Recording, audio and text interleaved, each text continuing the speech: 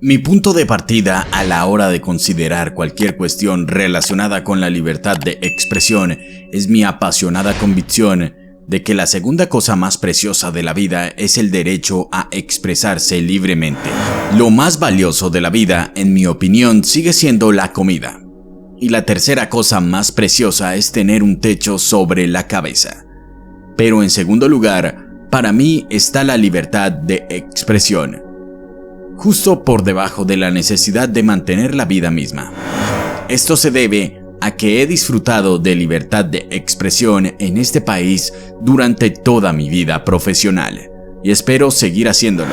Personalmente considero muy improbable que me arresten por cualquier ley que restrinja la libertad de expresión, debido a la posición indudablemente privilegiada que se concede a quienes tienen un alto perfil público. Así que mi preocupación no se centra tanto en mí como en quienes son más vulnerables por su bajo perfil, como el hombre detenido en Oxford por llamar gay a un caballo de la policía, o el adolescente detenido por llamar secta a la iglesia de la cienciología, o el propietario de una cafetería arrestado por mostrar versículos de la Biblia en una pantalla de televisión. Cuando me enteré de algunas de estas ofensas y acusaciones más bien ridículas, recordé que yo ya había estado allí antes, en un contexto ficticio.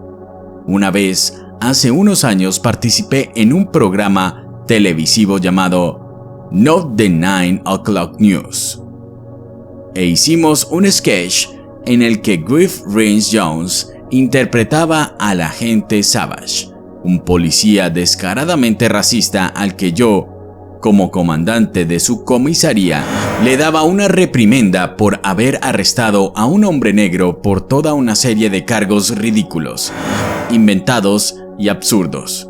Los cargos por los que el agente Savage arrestó al señor Winston Kidogo del número 55 de Mercer Road fueron los siguientes: caminar por las grietas de las aceras, caminar con una camiseta ruidosa en una zona urbana durante la noche, y uno de mis favoritos, caminar por todas partes.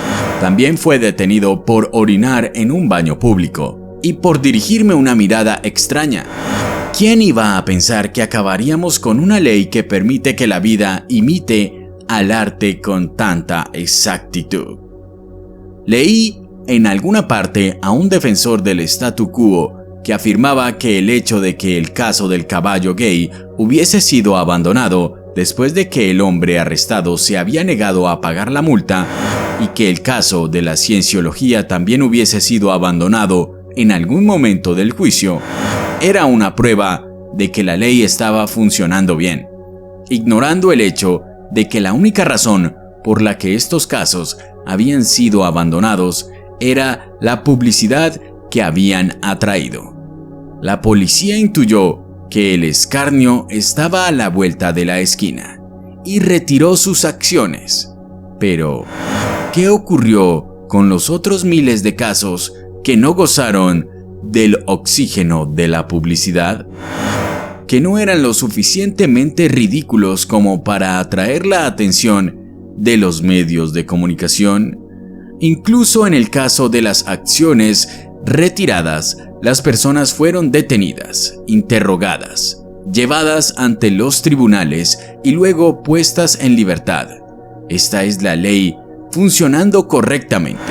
Esta es la censura más intimidatoria que se puede tener. Como dice Lord Addis, el efecto amedrentador sobre la libre expresión y la libre protesta. La Comisión Parlamentaria Mixta de Derechos Humanos ha resumido muy bien. Como quizá ya sepas, toda la cuestión al afirmar que si bien la detención de un manifestante por utilizar un lenguaje amenazador o insultante puede ser, según las circunstancias, una respuesta proporcionada. No creemos que el lenguaje o el comportamiento meramente ofensivo deba nunca criminalizarse de esta manera. El problema evidente de prohibir el insulto es que demasiadas cosas pueden interpretarse como tal. La crítica es fácilmente interpretada como un insulto por algunas partes. El ridículo es fácilmente interpretado como un insulto. El sarcasmo, una comparación desfavorable, el simple hecho de exponer un punto de vista alternativo a la ortodoxia, puede ser interpretado como un insulto, y puesto que tantas cosas pueden interpretarse como insultos, no es de extrañar que tantas cosas lo hayan sido, como demuestran los ejemplos que he mencionado antes. Aunque la ley en cuestión lleva en vigor más de 25 años, es indicativa de una cultura que ha arraigado en los programas de los sucesivos gobiernos y que, con la ambición razonable y bien intencionada de contener a los elementos odiosos de la sociedad, ha creado una sociedad de extraordinaria naturaleza autoritaria y controladora. Es lo que se podría llamar la nueva intolerancia. Un nuevo pero intenso deseo de sofocar las voces incómodas de la disidencia. Yo no soy intolerante, dicen muchos. Muchos con voces suaves y mentalidades liberales muy educadas. Solo soy intolerante con la intolerancia. Y la gente tiende a asentir sabiamente y decir, oh, sí, palabras sabias. Sin embargo, si lo piensas, esta afirmación supuestamente indiscutible durante más de 5 segundos, te das cuenta de que lo único que defiende es la sustitución de un tipo de intolerancia por otro, lo que para mí no representa progreso alguno. Los prejuicios, las injusticias o los resentimientos de fondo no se afrontan deteniendo a las personas. Se enfrentan si los problemas se exponen, discuten y afrontan, preferiblemente fuera del proceso judicial. En mi opinión, la mejor manera de aumentar la resistencia de la sociedad al discurso ofensivo o insultante es permitir que haya más. Como ocurre con las enfermedades infantiles. Uno puede resistir mejor los gérmenes a los que ha estado expuesto. Debemos construir nuestra inmunidad a la ofensa para poder hacer frente al problema que la crítica perfectamente justificada puede plantear. Nuestra prioridad debe ser ocuparnos del mensaje, no del mensajero. Como dijo el presidente Obama en un discurso en las Naciones Unidas hace algún tiempo, los loables esfuerzos por restringir la expresión pueden convertirse en una herramienta para silenciar a los críticos u oprimir a las minorías. El arma más poderosa contra la incitación al odio no es la represión, es la libertad de expresión. Y esa es la esencia de mi argumento. Más libertad de expresión.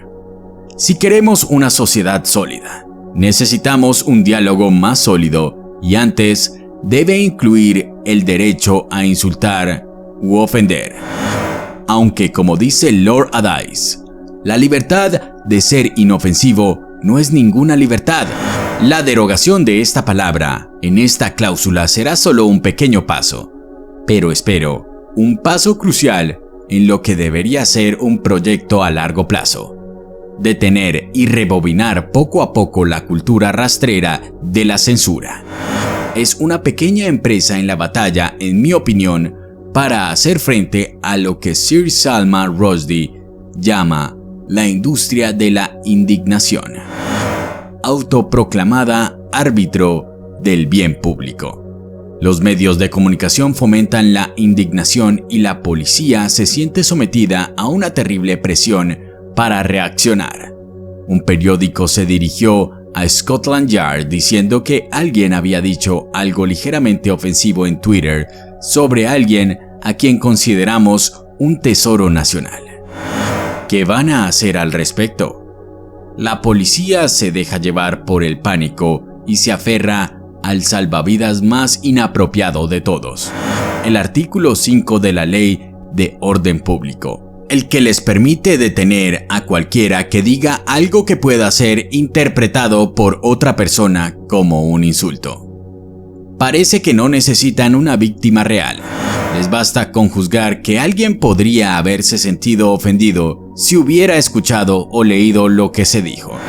El grado de latitud más ridículo, las tormentas en torno a los comentarios en Twitter y Facebook han planteado algunas cuestiones fascinantes sobre la libertad de expresión que aún no hemos considerado. En primer lugar, todos tenemos que asumir la responsabilidad de lo que decimos, y esa es una óptima lección que aprender. Pero en segundo lugar, hemos aprendido lo espantosamente punzante e intolerante que se ha vuelto la sociedad, incluso con el comentario negativo más leve.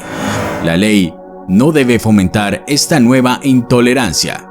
La libertad de expresión solo puede resentirse si la ley nos impide afrontar sus consecuencias.